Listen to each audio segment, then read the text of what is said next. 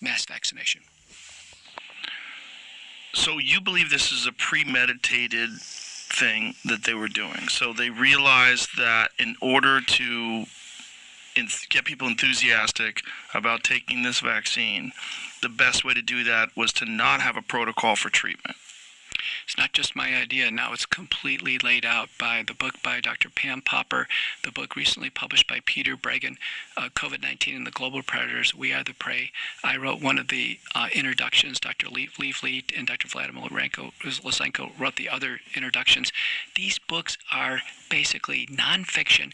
They have 1,000 citations in the Breggin book showing how it was coordinated and planned. Now Bobby Kennedy has his book out, The Real Anthony Fauci. I'm the most mentioned physician in that book.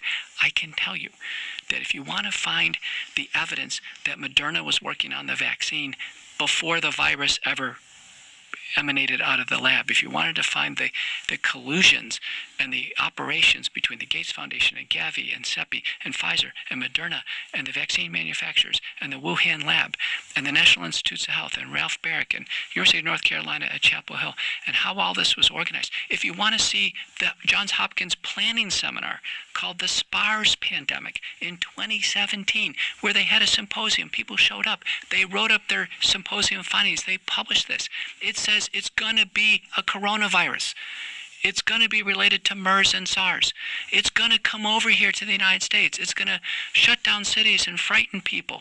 There's going to be confusion regarding a drug, hydroxychloroquine or ivermectin. And we're going to utilize all that in order to railroad the population into mass vaccination. It's laid out in the Johns Hopkins SPARS pandemic training seminar.